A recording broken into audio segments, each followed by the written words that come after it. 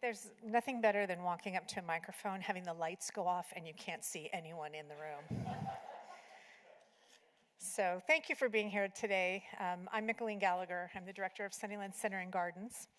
And this is a partnership that we've had with Rancho Mirage Library, almost one of our first, oh, thank you, hello. One of the first partnerships, actually, that we had in the desert. We have been introducing our new exhibitions here every year, and then we add in speakers on topics that overlap with the themes of Sunnylands or the stories of Sunnylands. And so that's what we're doing today. So thank you for taking the time to come out before it turns 107 degrees tomorrow. We appreciate it. And I'm happy to take a moment to introduce our speaker today. So Heath Lee is an award-winning historian, biographer, and curator. She began her career in museums, which makes her one of my people, because that's where I began my career. So I was excited to see her background when she wrote this book. She's been featured on the Today Show, C-SPAN, and the Smithsonian Channel's Americans' Hidden Stories. She also writes about history and politics for publications such as Time, The Hill, The Atlantic, and the White House History Quarterly. She lives in Roanoke, Virginia, with her husband, Chris, her children, Anne, Aston, and James, and their French bulldog, Dolly Parton. Okay. Today, she's here to share the story of a wife and a first lady, Pat Nixon. The reason I found this an important story to tell is because often, not that I wrote the book, but I mean to bring her here, is because often of this period, wives were less known and their achievements were sometimes less recorded. At Sunnylands, we make a point to share with our guests that the Annenbergs both held ambassador-level positions, that Leonore held 2 degrees from Stanford University. We also know that Leonore's work in preservation and support for the arts was invaluable. She was an equal partner in every way to Walter. They also had a deep friendship with the Nixons, and luckily the Annenbergs kept copies of that correspondence. We have, however, very few photos of President Nixon and the First Lady at Sunnylands, as Heath discovered during her research for this book. This may have been a deliberate decision by the President and First Lady not to be recorded during their leisure time. That would not have been unusual. But one of the joys, we did find a couple pictures in a little folder. And so one of the joys of being the first team to open a historic site is that you are able to find some of the treasures. And luckily, the request for information led us to a few more pictures of them at Sunnylands. So I hope you enjoy today's treasure, as it is with great pleasure that I introduce to you Heath Lee.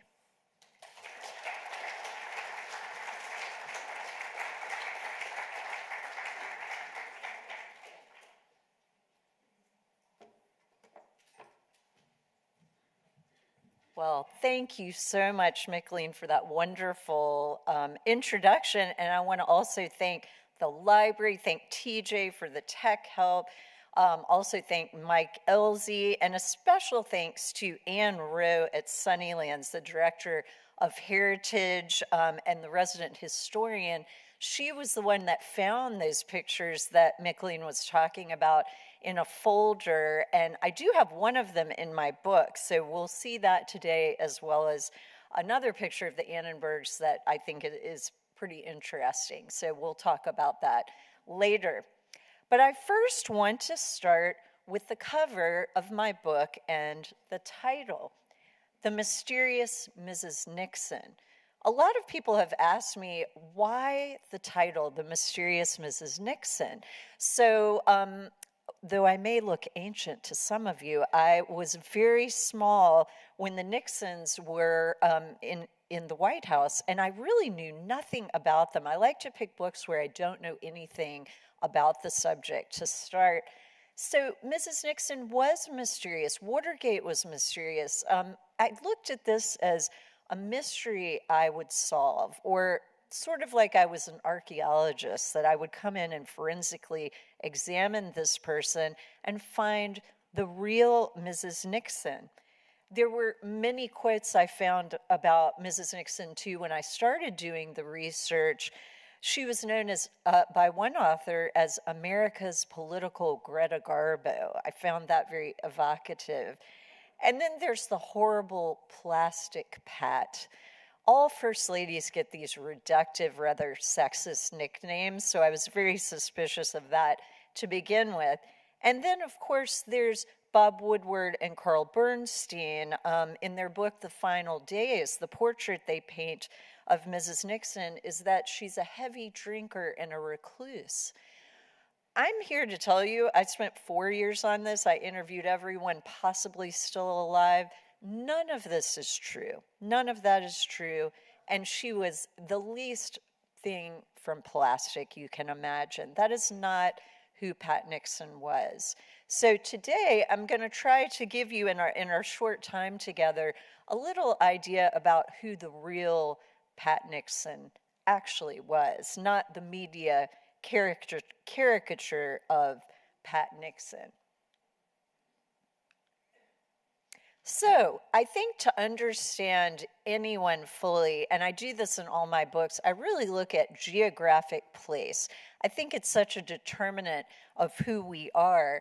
And in Pat Nixon's case, or rather Pat Ryan, she is born in 1912 in Ely, Nevada, and she is born Thelma Catherine Pat Ryan. And her father, Will Ryan, by the way, gives her the Pat or Patricia. He hates Thelma. He absolutely hates it. And her mother has named her that, and he comes home, he's like, I don't like that. So she becomes Patricia, or Pat to him. Her father, Will, was a miner, very hazardous job at the time. Her mother, Kate, was a recent German immigrant.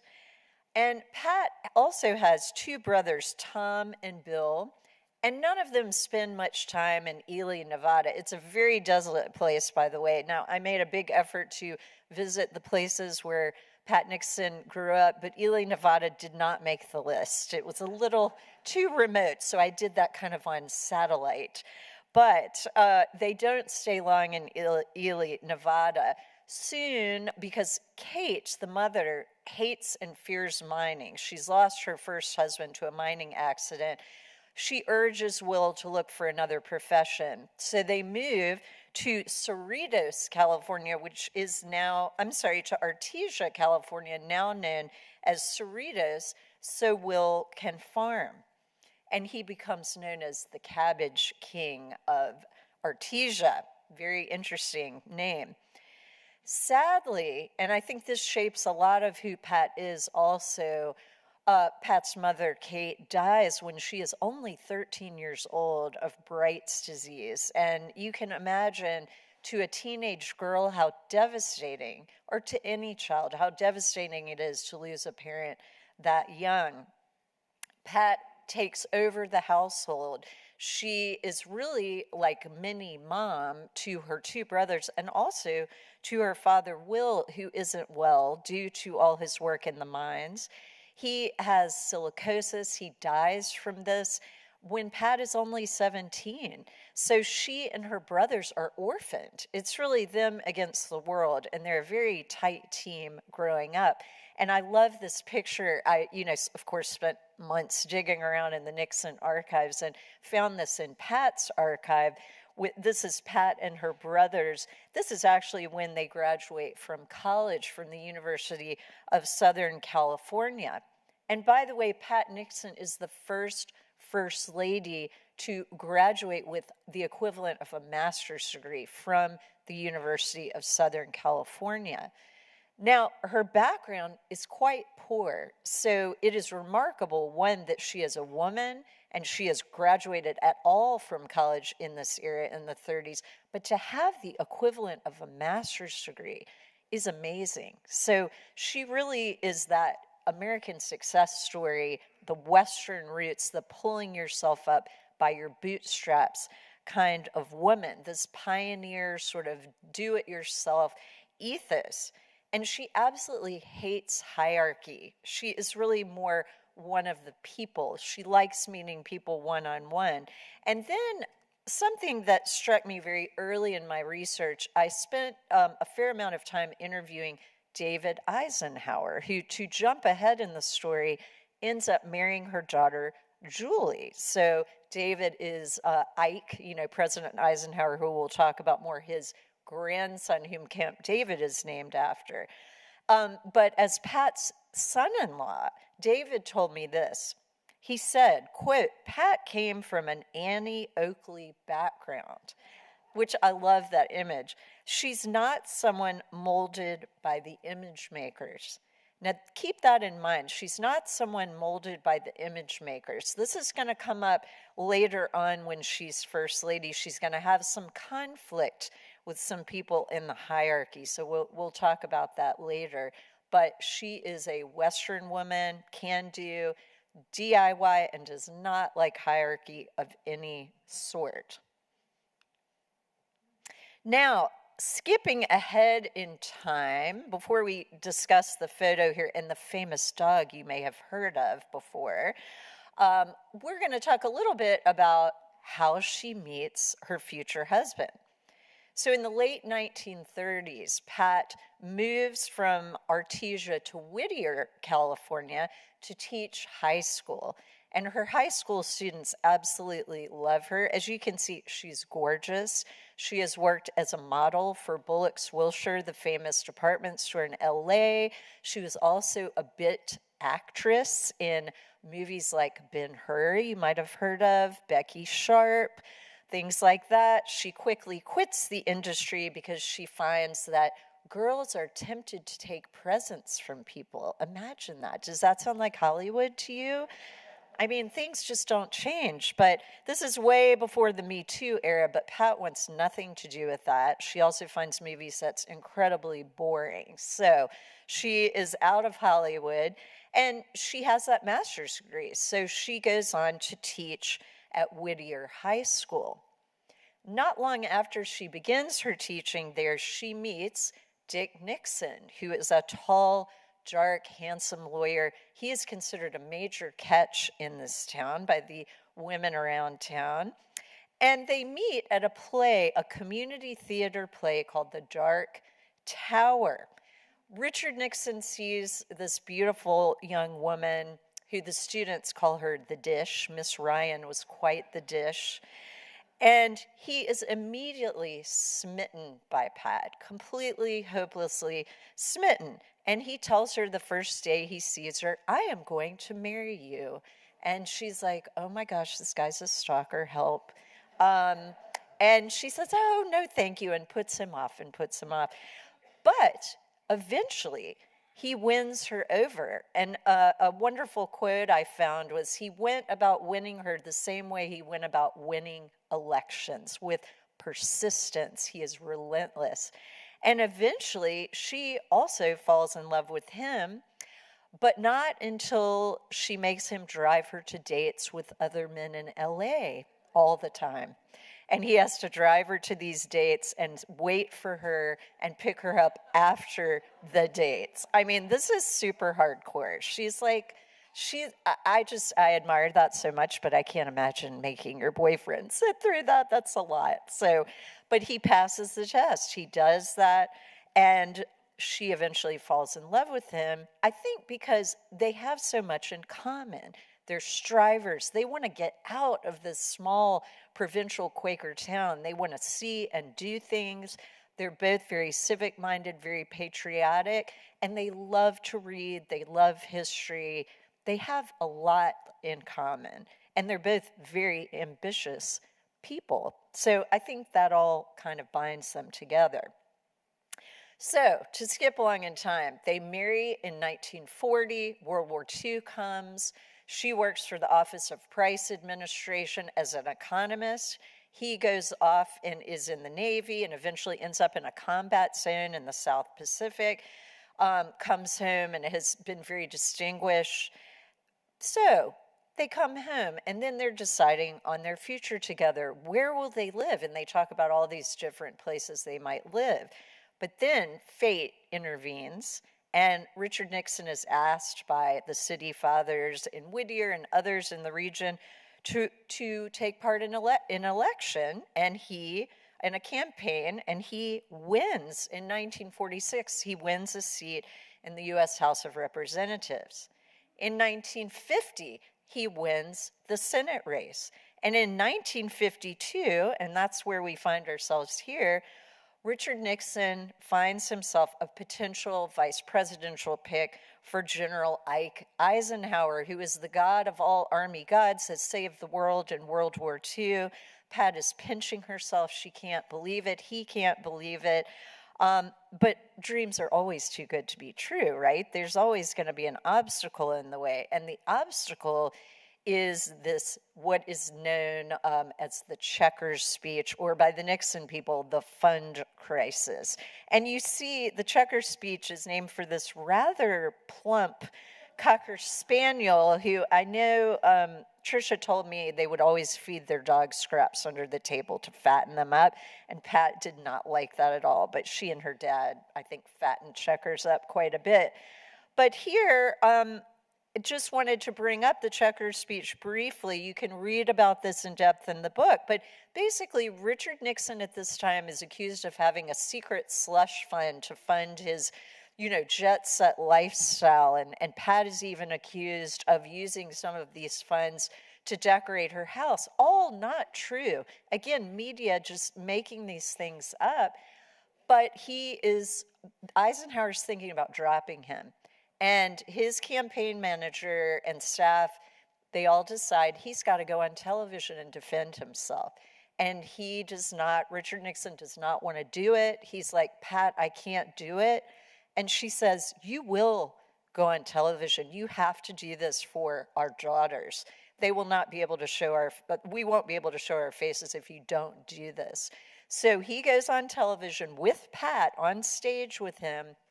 They're at the El Capitan Theater in LA, and he lays their finances out completely bare. As I say in the book, for Pat, this is so embarrassing. It's like being Lady Godiva, paraded financially naked through the streets. It's awful. She's so thrifty and so careful. This is humiliating. However, it works. And Daryl Zanuck, the head of this major movie studio in LA, is one of the first people to call Richard Nixon and say, that is the greatest performance I've ever seen. So some people find it cheesy, but it definitely works with the American public. And Dick Nixon is back on the ticket. Ike meets with him and says, you're my boy. So they go on to win the election. Now, Mamie, I want to talk about versus Pat. So Mamie Eisenhower is the first lady, of course, Ike's wife. Mamie is an old school first lady. She doesn't have a signature project. That kind of stuff doesn't start till Jackie Kennedy. She didn't travel much with her husband or campaign with him. She only visits the Oval Office twice, the entire 8 years that she's first lady. What Mamie loves to do is sleep till noon. That's her favorite thing, and she likes to be wrapped up with wrinkle creams because her esthetician has told her if she does this and wraps herself up and sleeps till noon with her creams, she will never have a wrinkle. I would like to try this. Sounds like a great idea. I don't think it worked, but sounds like it would be fun to try. However, Pat is so different than this. Pat is a working second lady, and second ladies really until Pat were really mostly decorative. They weren't doing a whole lot. But Pat is going on global trips with her husband, these diplomatic trips all over the world. This is really groundbreaking for a second lady to do that. She is working. She has always been part of the Pat and Dick team, the campaign team. And now she is part of the Pat and Dick global team, being sent out for Eisenhower to kind of bring him a report on things all across the world. And Eisenhower is, I call him in the book, the talent scout that sees Pat's real authenticity, her embrace of global cultures, this talent she has. So he tells his VP, Richard Nixon, to, quote, take Pat all over the world on these trips. And meanwhile, Mamie is making her staff watch As the World Turns with her seriously before she will get down to business. So I love Mamie. She's just a different era, but quite a contrast between the two first ladies. Now, this picture is in my book of the Annenbergs and the Nixons, and I love how glamorous it is. So the Annenbergs, and this is an audience, I don't even need to tell you this, but just in case you don't know, as Michelene said earlier, they are both ambassadors, they are global philanthropists, and their historic winter home, Sunnylands here, is well known in your community. Richard Nixon actually met Walter Annenberg through his mother, Sadie. She had had a dinner party and introduced the vice president to her son at this party. So soon after this, Leonore and Pat soon become very good friends, and the Nixons enjoy many lovely times at Sunnylands. If you look in the guest book, which of course I did for my research, they're frequently in the guest book over the years staying there. And Pat, I found this wonderful letter she wrote to Mrs. Annenberg saying, we always love being in your land of enchantment. So it's nice to see that correspondence between them. They were very, very good friends. So this picture is taken in 1958 at a party for the Nixons. But if we skip along in time about 10 years, in 1968, President Nixon will announce Walter Annenberg's appointment as ambassador to the Court of St. James, and he'll serve in this capacity from 1969 to 1974. Now, we will talk more about the Annenbergs at the end of the presentation. It will come back around. The end of the story relates directly to the Annenbergs and to Sunnylands. Now, we're going to move on to Peru.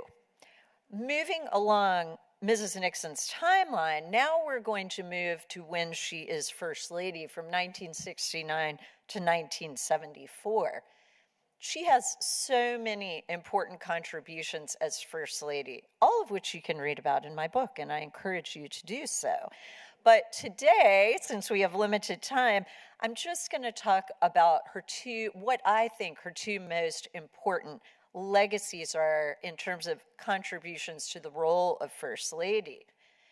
The first one builds on the foundations of her time as Second Lady. So I told you about Eisenhower being the talent scout. He sees this talent she has for international diplomacy. And her training in this area is going to really serve her well when she's First Lady.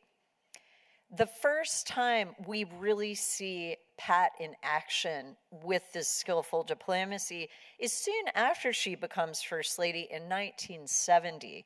There's a horrible earthquake, the Great Peruvian Earthquake in May of 1970, and it coincides with television and the medium, the technology getting so much better that now we can see global disasters on television. That sounds horrible, but before it would take a while before you would hear about these things.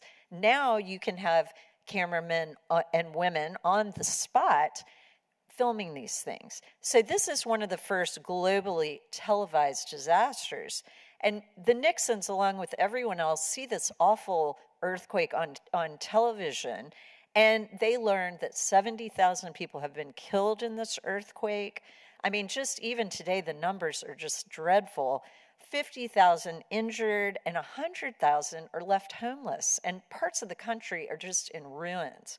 So when Mrs. Nixon sees this on her own, she goes to her husband, the president, and says, I have to do something. I can't just sit here and watch this. And this is really new.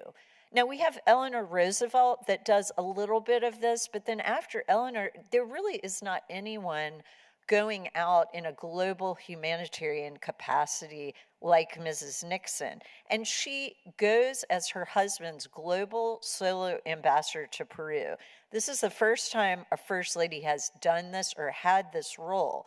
And she brings 2 plane loads of medical supplies, food, clothing, as well as relief funds given by private donors, just tens of thousands of dollars to help the Peruvians. And then, fashion note, she's wearing this awesome aqua suit and Ferragamo heels in the earthquake rubble. I mean, rock on, Mrs. Nixon, like, wow. So that's impressive. I would not be wearing that, but she looks great. So she sets this example first for other countries to follow. For example, Russia, they immediately send relief and supplies, which they haven't been doing before. And also for Consuelo Velasco, the premier of Peru, the president of Peru's wife, who also is looking super stylish here, follows Mrs. Nixon's lead. Now, before, all over the globe, as well as in the US, first ladies are really doing things like teas and state dinners and things like that. But now, Mrs. Nixon is showing that you can be a global humanitarian and you can meet people where they are. Meeting the people, not just, as she calls them, the big shots, people on the street, hugging people who've lost their homes, being, very warm and very much willing to meet people where they are. This is really groundbreaking. Now, first ladies do this all the time, but they really weren't doing it before. So for these efforts, not that Mrs. Nixon was aiming for this, but she is awarded the Grand Cross of the Order of the Sun by the Peruvian government in 1971, the first lady to receive this, and the last one, to my knowledge, that has ever received that. So, following up on this solo global ambassador role, Mrs. Nixon then goes to Africa, and I'm not showing you that picture here, but I just wanted to mention she goes to Africa in 1972, and she is the first lady to go to Africa, again as the solo global ambassador, and she is the first lady to speak to a foreign parliament in Ghana while she is there, another first. However, I think perhaps her most famous diplomatic coup is her February 1972 visit to China with President Nixon, and you see her here in her bright red coat. Again, that authenticity, that warmth, you can really just see it in the picture. And this trip is really important because this is when Nixon and his Secretary of State, Henry Kissinger, they have spent 18 months behind the scenes working with the Chinese diplomatically, hoping they can reopen China to the West. We've had decades of estrangement from them, and they are finally able to get things opened back up. But they are negotiating behind closed doors with the Chinese. They are not so visible on this trip. It is Mrs. Nixon who is the face of the Nixon administration on this trip in this bright red coat. Again, fashion is important. It is a symbol for the Chinese. Red is good fortune and good luck. And this is very deliberate, the wearing of this coat. So she is the representative while her husband and the Secretary of State are doing the negotiations. She is out engaging with people, visiting an acupuncture clinic, doing all kinds of interesting things, meeting people one-on-one. Now, this outstanding work behind the scenes also happens at a dinner with the Chinese Premier Zhou Enlai, and it leads to the gift of 2 adorable pandas. You might even be following now that the pandas have come back to San Diego. I believe it was last June. They've just come back to Washington.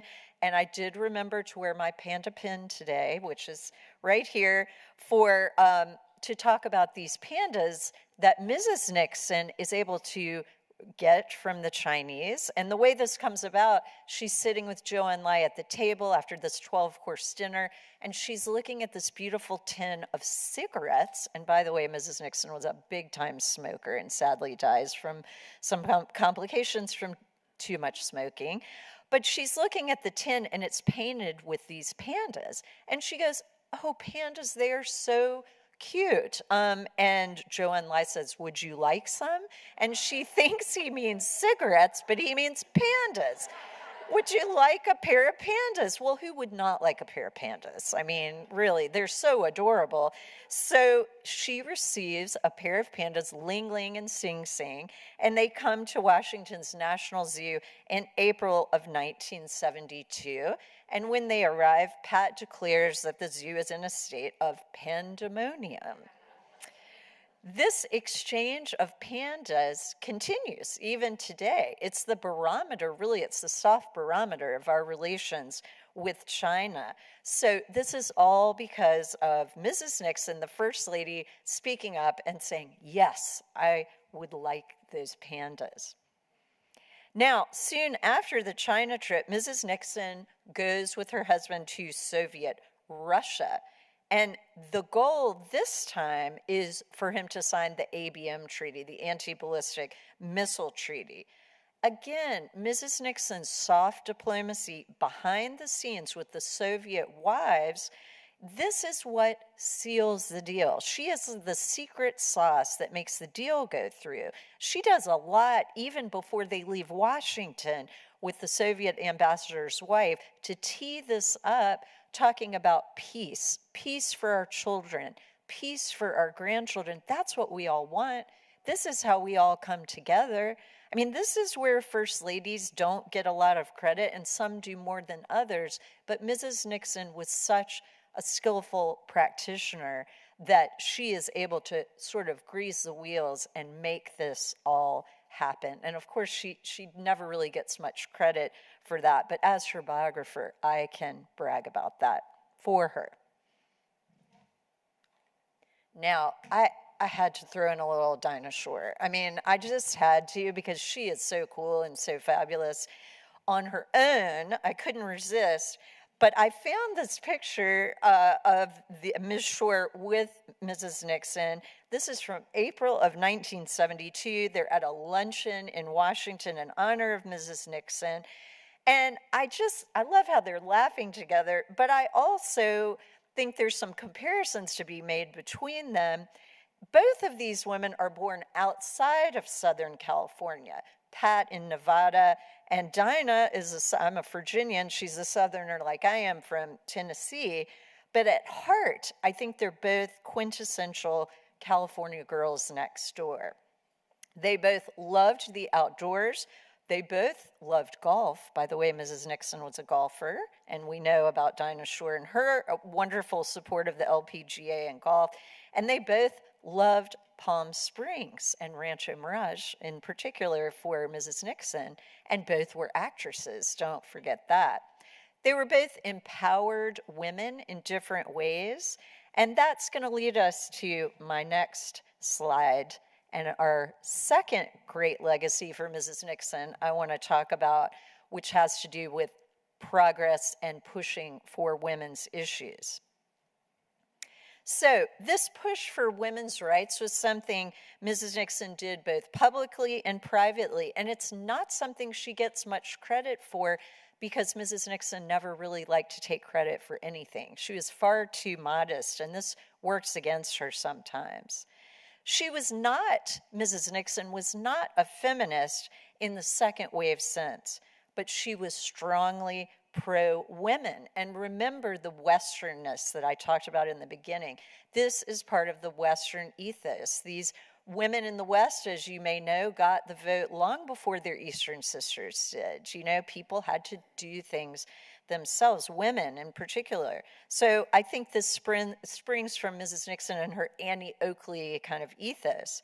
But just to give you some evidence for this, Mrs. Nixon supported the ERA from 1940, just right from the beginning, which, by the way, was on the Republican platform first, not the Democratic platform.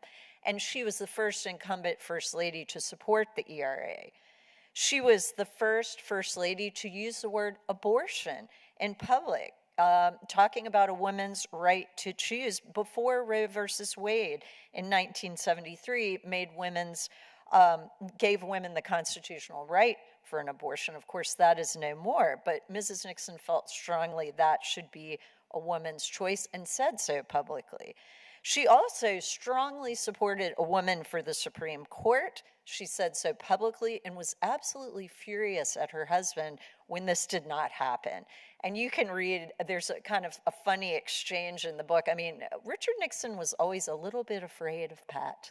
He was a little scared of her, and he should have been, because the wrath when a woman did not get a Supreme Court position, she was really mad. And she told him this over dinner. Julie Eisenhower, their daughter, said this was not a comfortable situation for her dad for a while. So eventually we get that Supreme Court Justice, Sandra Day O'Connor, and she is someone who is identified by the Nixon administration by this woman in the photo, Barbara Hackman Franklin, who has become a good friend of mine. I spent a lot of time interviewing Barbara for this book because she was recruited from Harvard Business School, one of the first women to graduate from Harvard Business School, and she was recruited by the Nixon administration in 1971 to be staff assistant to the president. So what does that mean? What was her job? Her job was to recruit talented women and feed them into mid to high level government positions. Now, it had not happened in the Kennedy administration hardly at all. It was better under Johnson, but still pretty minimal. But during the Nixon administration, the number of women went up tremendously by a large percent. And behind the scenes, Franklin told me this herself many, many times, Pat Nixon was the one pushing for this to happen, very quietly supporting Barbara Franklin in these efforts. Now, in addition to recruiting all these women, Franklin's efforts ushered in the first female FBI agents, tugboat captains, forest rangers, and sky marshals. Those had all been limited to men before Barbara and the Nixon administration. And by the end of her tenure in 1973, the numbers of women in policymaking positions had tripled, and 1,000 additional women were fed into these mid to high level government jobs. So a huge amount was done during the Nixon administration with Mrs. Nixon's support behind the scenes for women. Now, I love this photo. This was actually the photo I wanted for the cover of the book. We always have these fights with the graphic designers, about what everyone wants, what marketing wants. So I love this photo because it's like pure Pat. This is who she is. But she's here at the 1972 GOP convention in Miami in August, and she is the first lady to speak at a Republican nominating convention. Gallup Poll had just voted her the most admired woman in the world, so she's really at the apex of her popularity here. And she sustains this massive popularity 4 years after she leaves Washington. She is on Gallup Poll's 10 Most Admired Women list a total of 14 times. And many of these times are after Watergate, after that scandal, after she leaves Washington. With the beauty of YouTube, I love YouTube. You can find anything on YouTube. You can find the Pandemonium speech on there if you want to watch that. You can also find this on YouTube. And you will see she gets 9 minutes of uninterrupted applause. Like, she keeps trying to speak, and she's holding this big gavel that weighs twice as much as she does, and she's like banging it and trying to get everyone to stop. And they just won't stop. They keep saying, "We love Pat, we love Pat." So 9 minutes of this, and it really shows you her popularity. Now, I do have I wish I had like prizes to throw out. I have a little bonus quiz for anybody that wants to participate. No pressure. But who are the 3 handsome men in this photo? Give me one. Raise your hand and give me one if you know. Yes, sir, back here. Oh, you did Triple Crown. Oh my God. Okay, well, I wish I had a prize for you. If I had a book here, I would give it to you. But yes, this is correct. Jimmy Stewart, silver-haired gentleman on the left, Bob Dole rocking the sideburns there, like way 70s, and then Ronald Reagan. So she has this cadre of, popular, kind of amazing Republicans around her supporting her, but can barely get a word in for her speech. So that we're kind of at the apex, all is good, and then what goes up must come down. The best villains in the world, the Germans. So I'm going to tell you a little bit about these characters who you may or may not know about, John Ehrlichman and Bob Haldeman.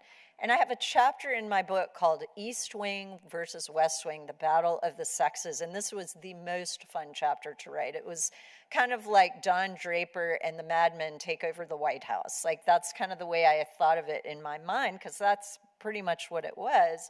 So Pat is at the apex of her popularity. Everything looks good for the 1972 race for Nixon to win. But meanwhile, the Watergate affair begins brewing after the June 17th, 1972 break-in at the DNC headquarters at the Watergate complex in Washington.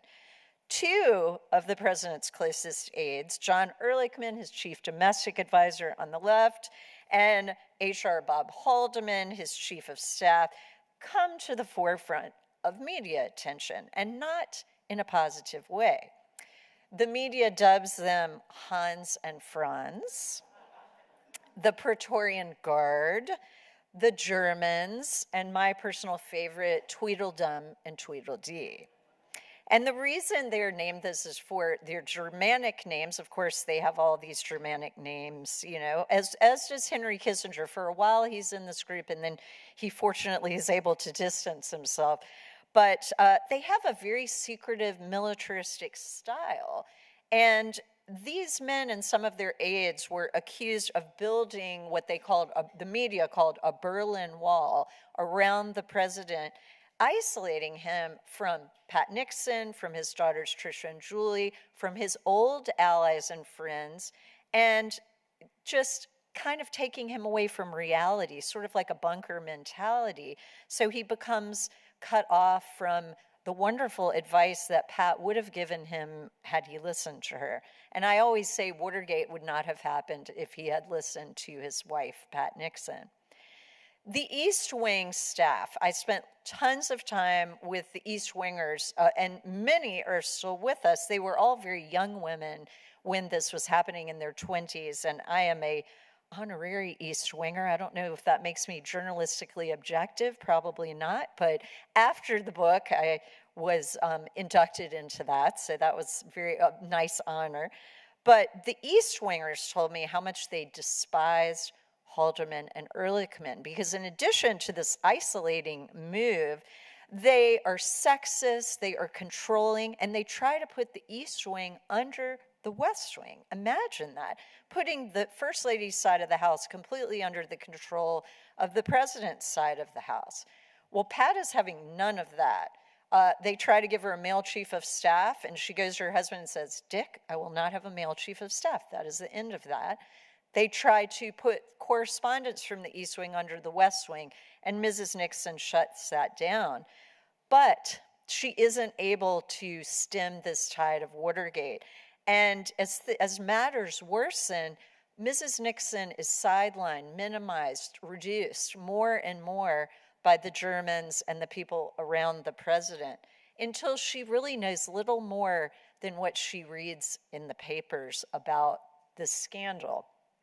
Finally, too late, in April of 1973, the Germans are fired by the president, also at the strong behest of the family.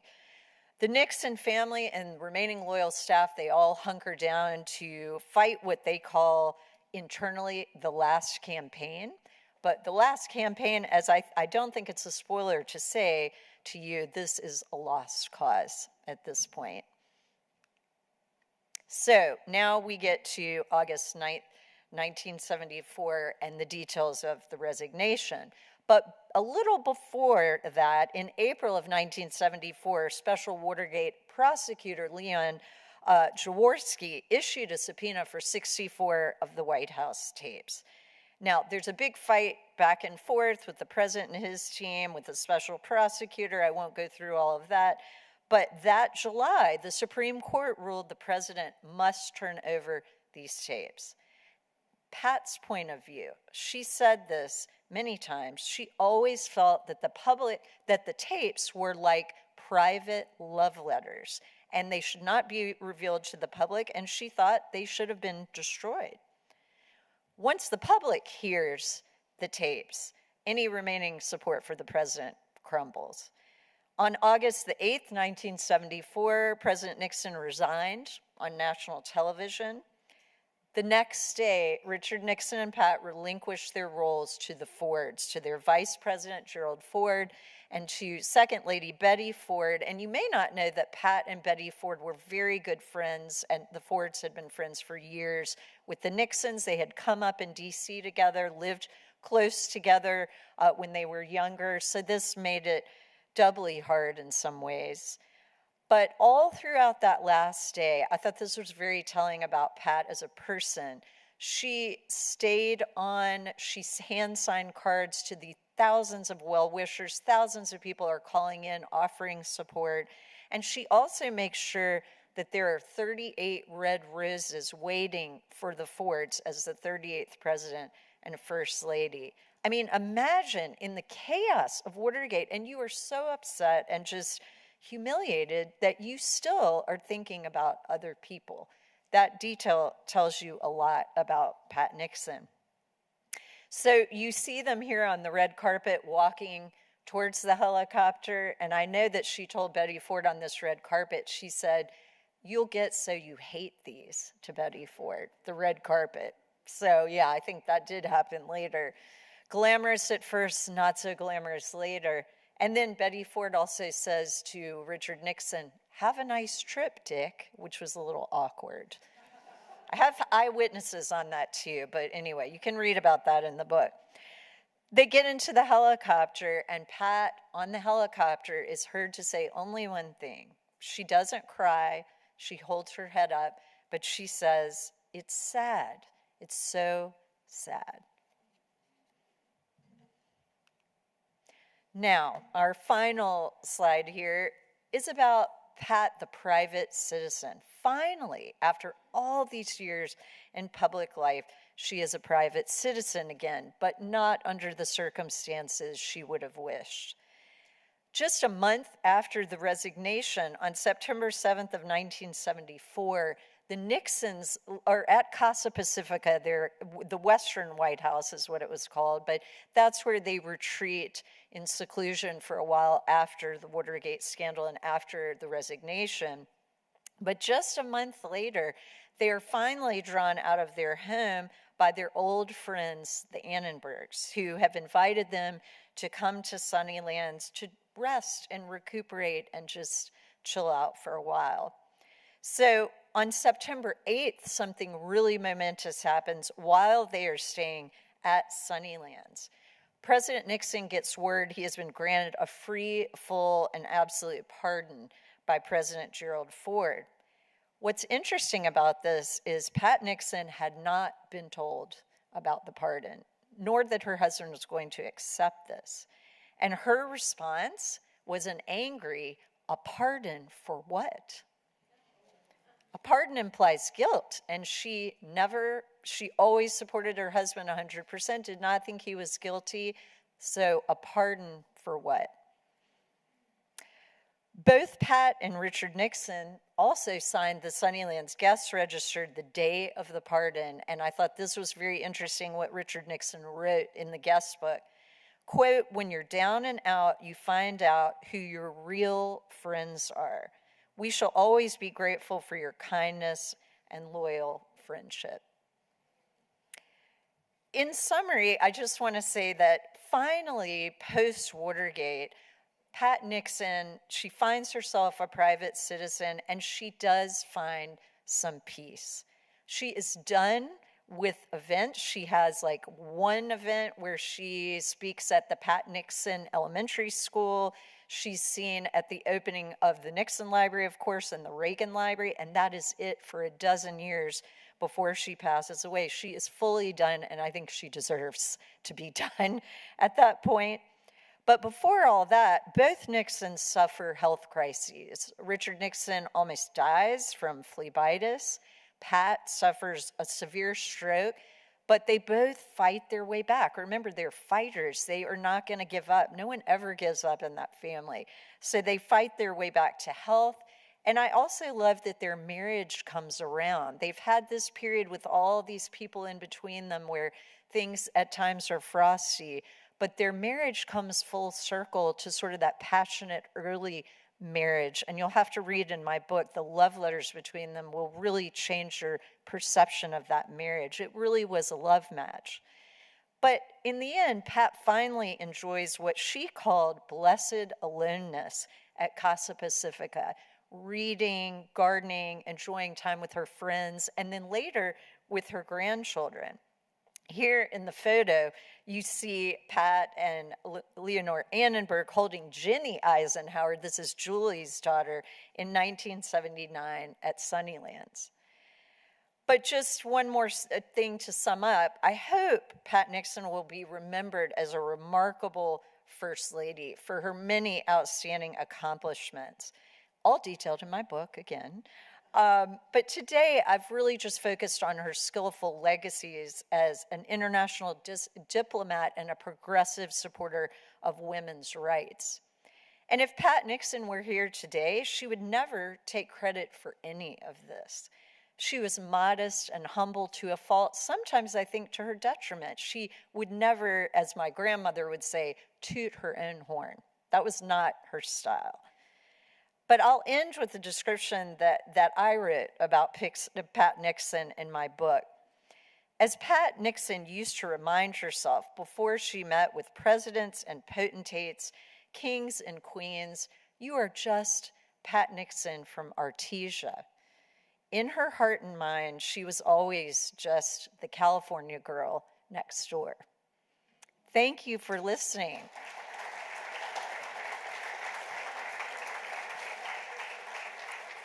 Questions?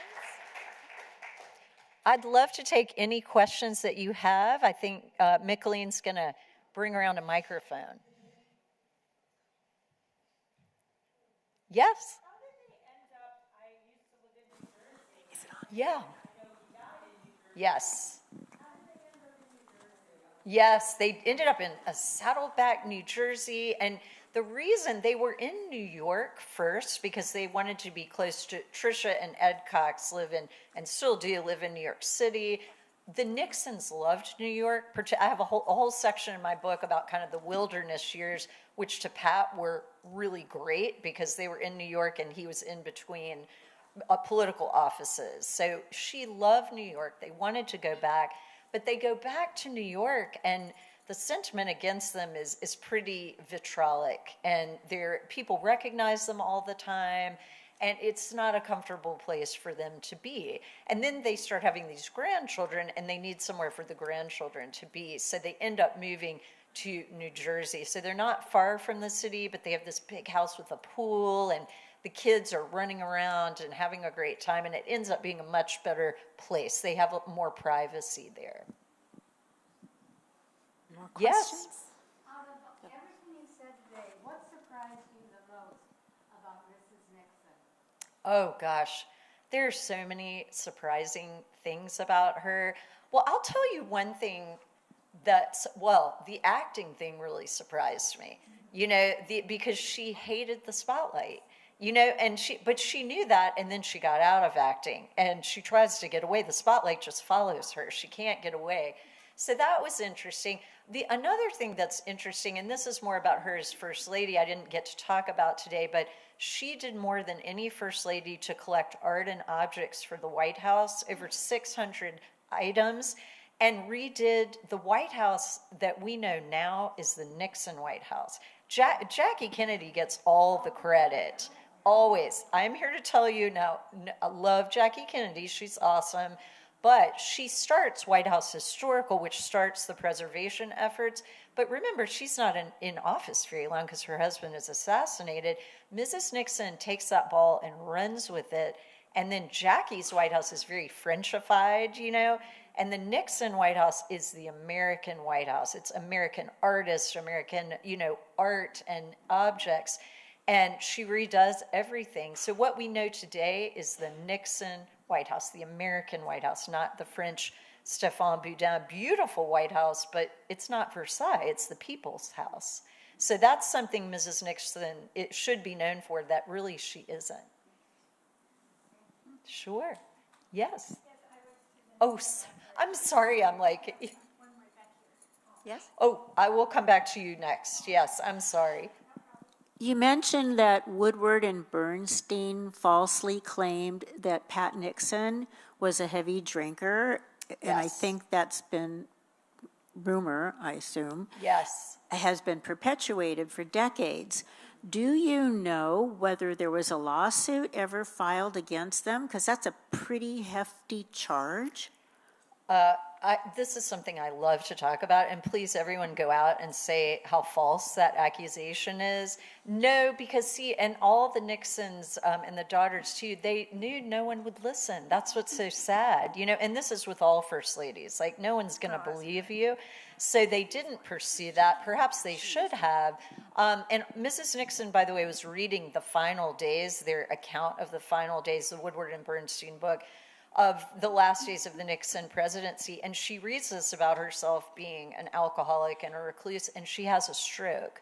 So President Nixon always blamed Woodward and Bernstein for the stroke. Now, I mean, you know, I'm not a doctor, he isn't either, we can't, but it wasn't coincidence that happened. And I'm here to tell you, I spent 4 years, and I write what I find. If I had found that, I would have written it. There is absolutely no evidence. Not one person could give me one citation of seeing Pat Nixon in an alcoholic state. And I also interviewed Bob Woodward about this, and he hung up on me. And I said, Mr. Woodward, could you give me some support for this? Give me a name. Couldn't give me one name, couldn't give me anything. So this is part of the mythology, you know, this sort of victimized woman. It's also sexist, you know, it's just, you know, taking this portrait, this dark portrait of Watergate. Now, I'm only disputing my corner of this, which is Pat Nixon. There's no evidence. And I also interviewed people like Air Force One pilots, babysitters, nannies, like not just the family, zero evidence. So, but it really hurt her reputation. That was one of the first things people said to me when I started working on her. And I think there's also conflation with Betty Ford, you know, and so that happens, which is unfortunate. And Mrs. Ford was so courageous with that. But that wasn't Pat's demon. So please go out and correct people, because it's simply untrue. Other questions? Yes. I was to the Nixon Library I can't remember, not very long ago. They had a peace meeting there, and I saw they're buried at the museum, and she died first, and then he died a year after. Yes. So that gave me that she was very much a part of his life after the White House, and that he depended upon her quite a bit. Absolutely accurate. Yeah. Totally. He died 9 months later. Yeah. He didn't make it long at all. And another YouTube thing you can do, go look at the funeral, at Pat's funeral. He falls to pieces at the funeral. It's sad to watch. It's upsetting to watch. And Rosemary Woods, who you might remember, Rosemary was his, you know, right-hand woman, became eventually the rotten Haldeman. You know, they didn't like each other at all, but Haldeman kind of usurped her for a while, and then she takes over that job really as the chief of staff. But Rosemary sees him and goes, oh no, oh dear, and he just, collapses. Then he pulls it together. But anyone that doesn't believe they loved each other, just go watch that. He couldn't make it without her very long. She was the rock. Any other questions? We can do Other- one more. We're just about at the end. Yes. Thanks.